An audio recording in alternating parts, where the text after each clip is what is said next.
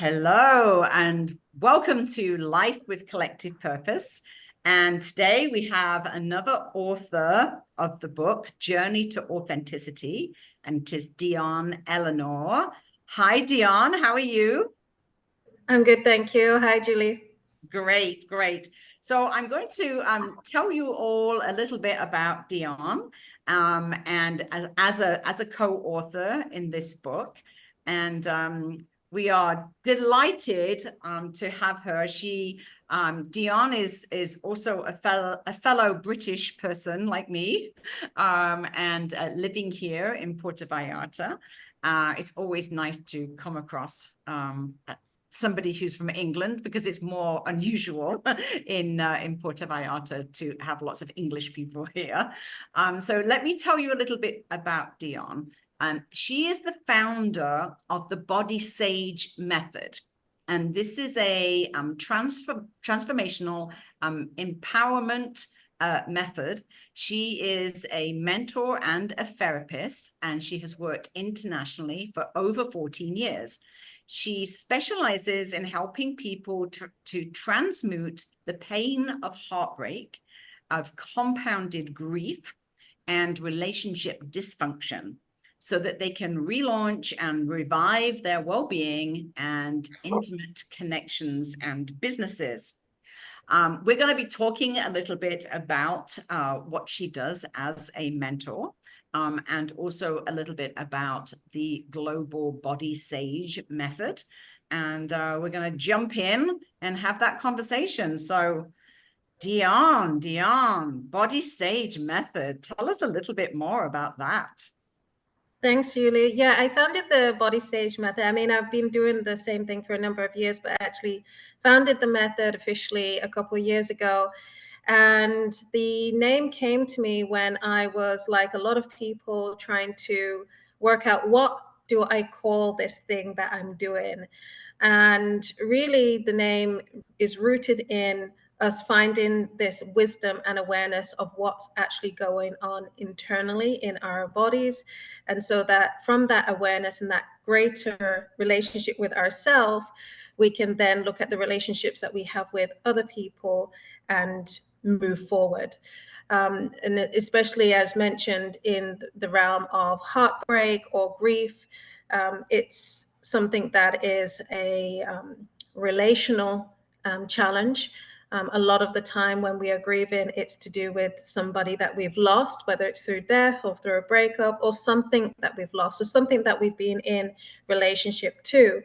And when we lose something that we've been in relationship to, we have the change of a relationship with ourselves and the way that we view ourselves. We have a difference in the way that we view our body. We have a difference in the way that we connect to our sexuality, the way that we carry ourselves, the way that we speak. And it also then has an impact on other relationships that we have that are still in our everyday life. So the method is a combination of rapid transformation hypnosis, somatic therapeutics. So those are like EFT or EMDR therapy, vocal empowerment and public speaking, and empowerment mentoring. And as I have trained in as a relationship and sexuality and tantra mentor, I do infuse some of that philosophy as well, especially when I'm working with couples that are looking to reconnect and really leave their baggage behind. So I draw on some wisdom from that as well. And so that's a little bit about the method. And in terms of who I usually work with the method, I'm usually, it's usually people that are highly ambitious, that really want to create a legacy and an impact in the world. They're tired of traditional therapy and counseling, and they're really looking for something that is different, something that can work with their schedules that maybe are tight on time, and something that really leads to a powerful breakthrough and takes them outside of the box of what they've tried before. So the method really is a great combination of what you could call ancient wisdom as well as modern everyday science and psychology. That's amazing. I mean, I obviously, for those viewers that know me, you know, I've been through my own heartbreak and grief journey. So I really appreciate how that affects our everyday life, and certainly how it affects who we are in our own authentic self. I find it interesting what you say in your chapter about ancestral trauma, because funny enough, there's another lady in the book, Sylvia, who also talks about ancestral trauma as well. Because I think a lot of people don't really know, or they don't realize that any baggage that they're carrying is not just from, you know, yourself, your own person, but from your ancestors, from your parents, from your grandparents. And I think for both of us, we really relate to that in terms of, you know, our parents being, or our grandparents being in World War II, for example, and how the trauma of that passes down through the generations. But your ancestral trauma, that's really seated in your where your ancestors are from, right? Because they came to England from the Caribbean, and that brought its own ancestral trauma. So tell us a little bit about that, and how that ancestral trauma compounded, you know, into your life as it is today.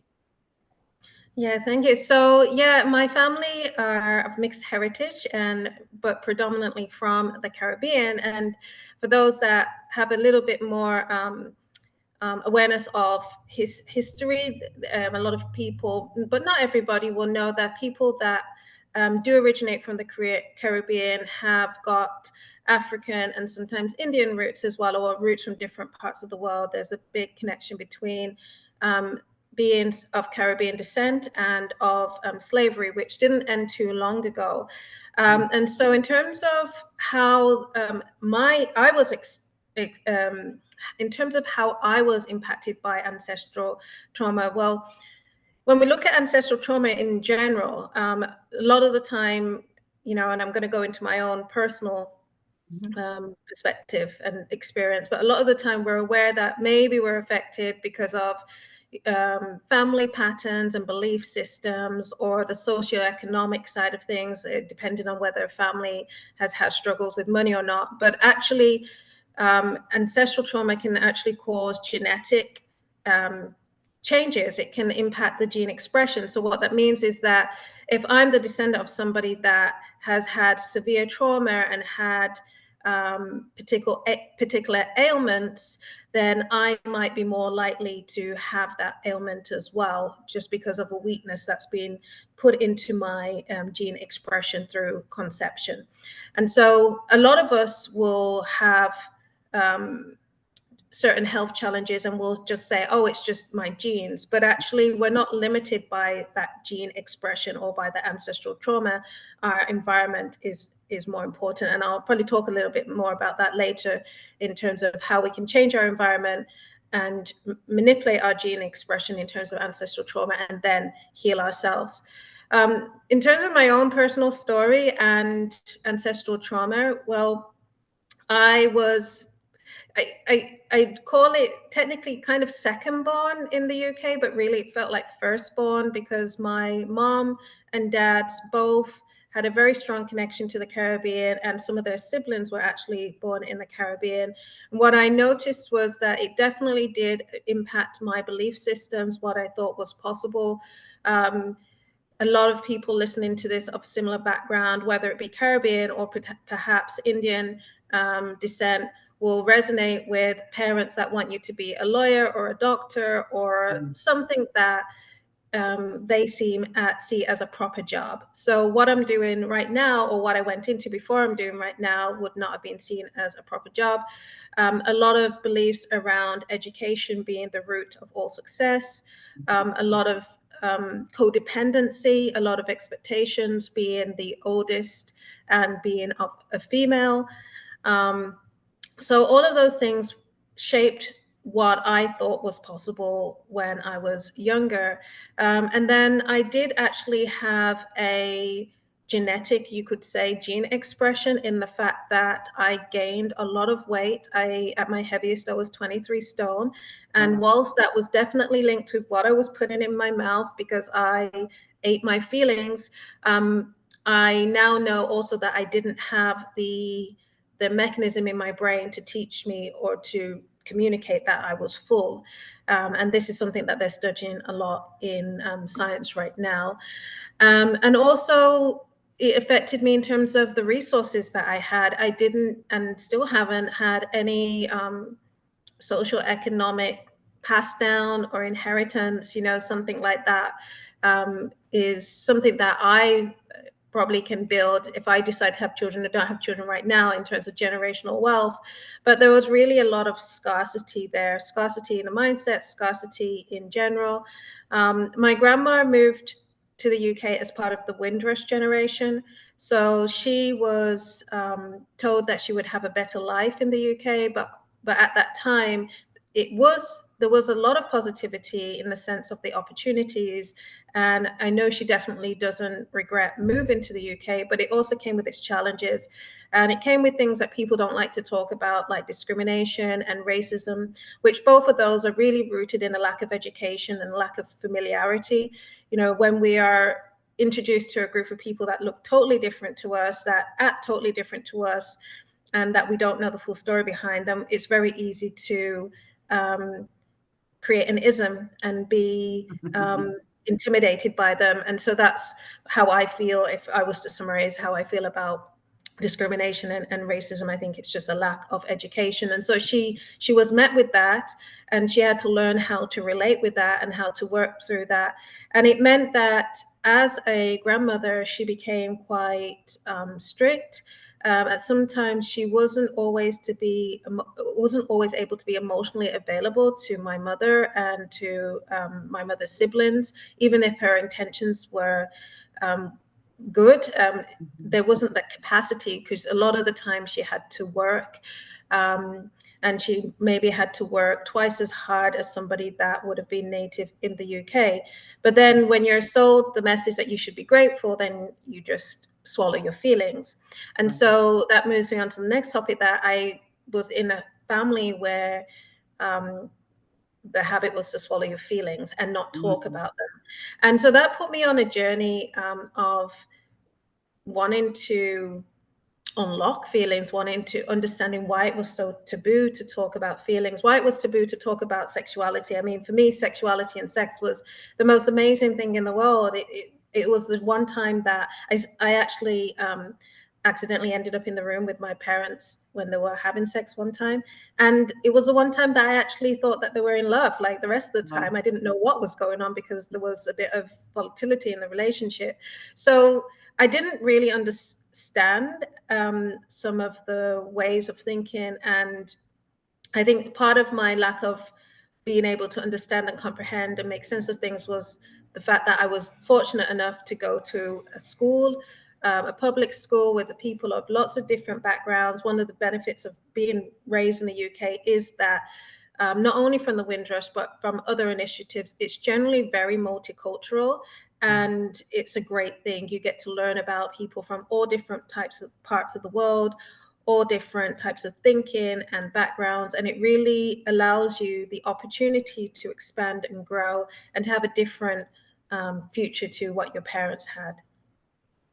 Yeah, it's obviously I relate absolutely to what you're saying because I'm from England as well. So, I really do relate to what you say, particularly around that area of a proper job. When I chose to leave the UK and be an entrepreneur, my dad was just disgusted. He thought that entrepreneur was not a proper job, that, it was double glazed salesman or, people that would knock on your door and try and do heavy sales.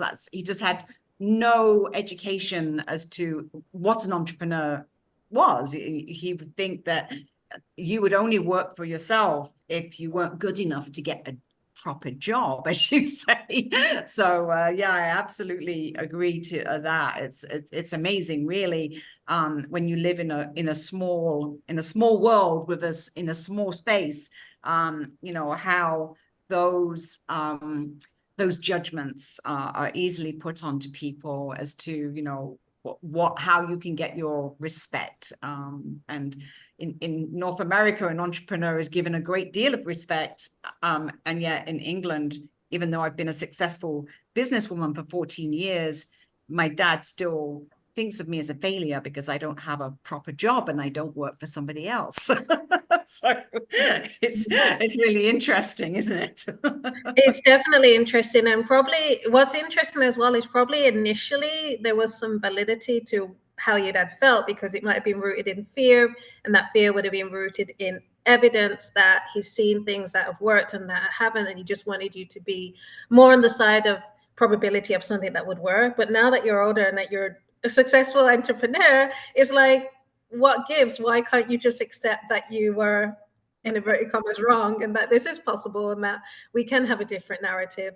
But so it's really interesting how yeah, and yet these passed down beliefs and judgments, they can impact anyone from any walk of life, you know, regardless of what they look like or where they've come from. So yeah, my ancestral trauma is definitely connected with, you know, moving from country to country, and as I mentioned, very likely slavery and racism and the discrimination. But you can experience slavery, or you know, in different ways as well. Like, you could have been born in the UK, you could have been of Caucasian or white background and still been experienced slavery. You know, you could have Yes. experienced discrimination. As well, like you can experience all of these things regardless of where you come from, and that's really what I'm wanting to make clear in the book, and why I don't sort of dive into things maybe the way some people would expect, because I don't have the same belief system. I think some of the way that we've looked at some of these challenges in the world has really limited us in general and stopped us from moving forward. And funnily enough, as we talk about compounded heartbreak, created like a compounded global heartbreak, because we just are in this constant suffering rather than really seeing things for what they are, which, like I said, lack of education, lack of awareness and familiarity, and that's really at the root of it. And then some fear as well, you know, Yes. which comes from lack of knowledge. Yeah, absolutely. I mean, and isn't it interesting that when we do have adversity, that it is actually an opportunity for us to access our power? I mean, I know personally, you know, when I lost my fiance, and that was the first time I had experienced grief, and I was that journey that came as such a shock to me. But after a few months, I realized that all of that grief, and all that heartbreak, it had so much energy, right? There was so much energy that was attached to adversity.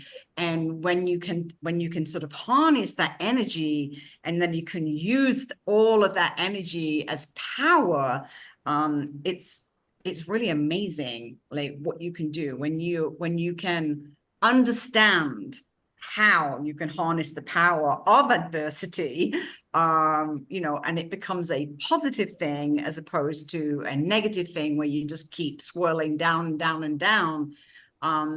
You know, it's difficult to explain unless you've been there, unless you've actually experienced it. So how do you help people that are in that heartbreak and grief? How do you help them to really understand how they can harness the power of adversity? Yeah, so what you're referring to is what some people, if they wanted to Google it, just in case, because you know, people love to continue their research, which I think is great. It's called post-traumatic growth rather than post-traumatic stress. And so how, like, leveraging the power of pain and moving it into something positive. So, you know, when we have a problem, when we have heartbreak or we have grief, we always have two choices. And even though some people might feel like they've never experienced it before when they hit something big and they feel like they're going on a deep down spiral. They probably have, but on a smaller scale. So the smaller scale could be like complete stress about passing a school exam. And then they have two choices. They can keep going down that spiral and maybe not turn up, or just turn up and not write anything down, or they can leverage post-traumatic growth mindset and dig down and apply some tools and strategies and work to pass their exam. So it's not as big as maybe going through the death of a loved one, but they've still had the experience of being able to choose what to do at a moment of difficulty. So it really comes down to a choice. And what happens for some people when they're going on that downward spiral is they start to feel like they don't have a choice but to go on that downward spiral. They're having identity and self-worth issues. And this is where the power of community comes in. And this is why, I'm a big advocate of collaboration and referring people. I always tell people that their needs aren't only going to be met by me. So the more people that are doing something similar to me in the world, the more people that may be doing something slightly different that I can refer people to, the better. Because a lot of the time it's all about when these people are going on a downward spiral, it's a moment where they happen to meet somebody that sees things differently. And that is something that happened to me on my personal story. When I couldn't walk with my spinal injury, I met a yoga teacher who I call Queen Hippie, and she encouraged me to come to her class. And I could only do Shavasana. And anybody that knows yoga means Shavasana is laying on the floor and that's it. And even that was uncomfortable, right? And then I would visualize myself in the postures. So it was that one person that took me on to the next step. And then I met a physio, and then I met another person.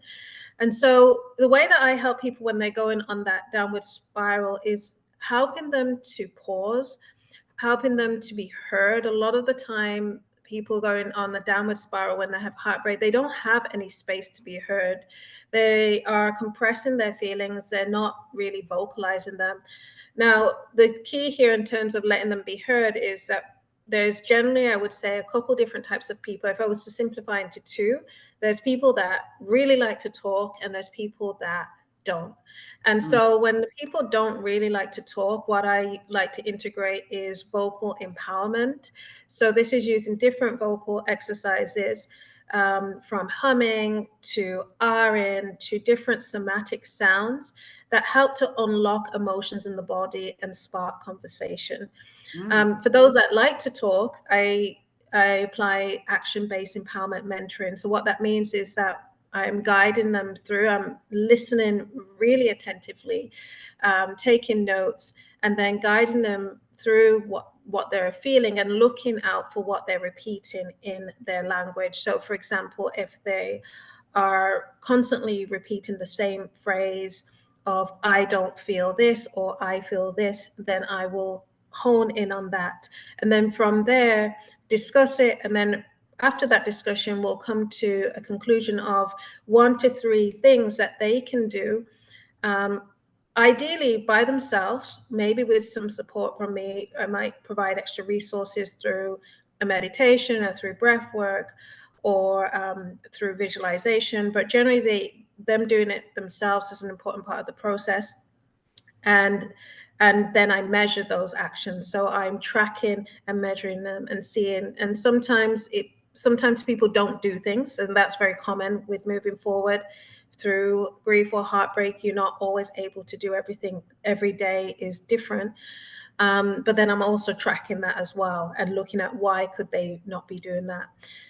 The other thing that I do, which I've mentioned a bit in my chapter, is talk them through what I call the 7 wise bodies. So looking at the body through a different perspective and peeling back literally layer by layer a different version of themselves. So starting from the grief body through to their voice body. So the grief body is sort of the outer layer.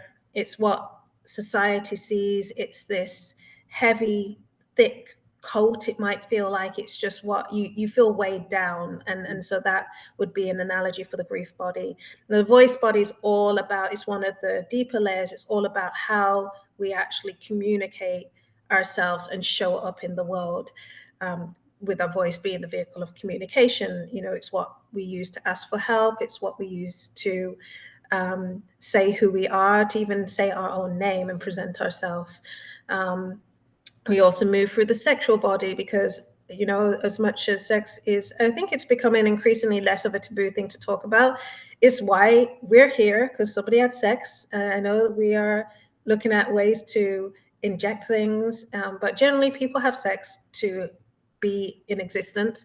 And sexuality is almost always affected when we go through heartbreak and grief. And it's a primal thing that is important to most of us, especially those that are in conscious, intimate relationships or marriages. If one partner is going through a severe grief and all of a sudden the sex stops, then that could, in some cases, lead to a divorce, and we don't want that. So we definitely explore the sexual body as well, and there's other ones that I won't spoil so that people can read the chapter. That's great. I mean, I love that you have fit, I mean, honestly, so much information in your chapter.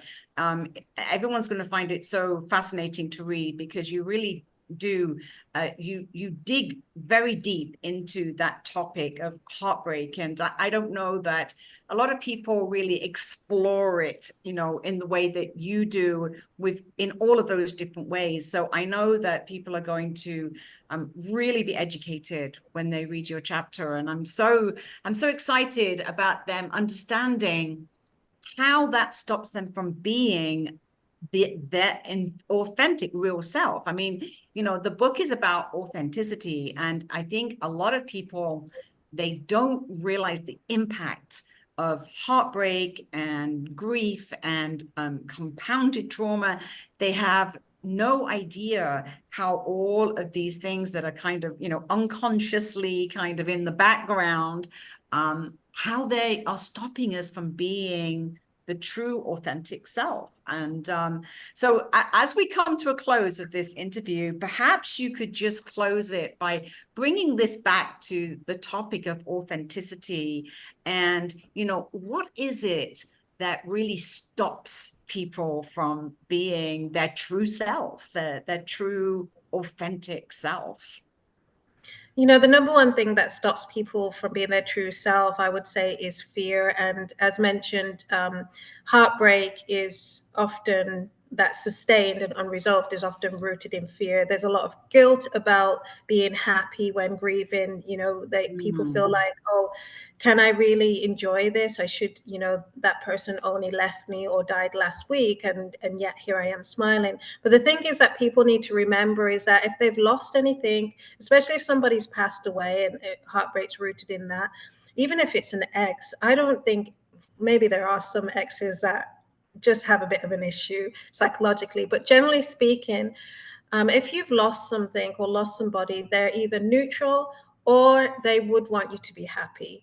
And a lot of the times when people are trying to move forward in life, or when they are having challenge in life or getting into a downward spiral, it's not that they have any other problem other than a fear of being forgotten. That's one of the number one reasons why we suffer in the world and why we don't live our life to our full potential, is that we're navigating from this construct of fear, and we don't really know how to get out of it. But we have to start, and it's so important. And as I've mentioned in my chapter, I'm inspired by many of the things I went through, including my father, who passed away just as he turned 50. He wasn't really able to process his own emotions and heartbreak. And whilst we cannot, something that I saw today in terms of a quote, whilst we cannot add more days to our life, we can add more life to our days. And that will start by allowing ourselves the chance to pause and get rid of the baggage, get rid of the unresolved heartbreak, and start moving forward. If you're carrying unresolved heartbreak, you are not going to be living as your authentic self at all. You're going to be projecting, you're going to have self-doubt, and you might, if it's very deeply rooted, not be being your full authentic self, because you've got some physical health ailments as well. We see that over and over again, and there's a lot of research online. So even people typing grief and physical health into Google, they will see all of the conditions that can come up if you don't resolve heartbreak and grief. So that would be what I would say. And don't be scared. Don't be scared to be happy. Don't be scared to get rid of the baggage. You are supported, and there's people out there. People can contact me, and if I'm not a fit for them, I will see if I've got somebody that is. And if not, they can keep looking and know that they're on the right path as long as they are not quitting. That's great. Dionne, how do people get hold of you? What's the best way? Well, they can get hold of me via my Instagram, which is Dionne Eleanor _. You can also go to my website, which is www.thebodysagemethod.com. And they can also email me at dionne@embracelivingnow.com. So those are 3 methods. And generally, if you bump into me, if you see me around, I'm like an everyday person. I'll probably even give you my number so that we can be in direct communication. That's great. Just give me your website again. Thebodysagemethod.com. Okay, thebodysagemethod.com, and you can find out all about Dionne.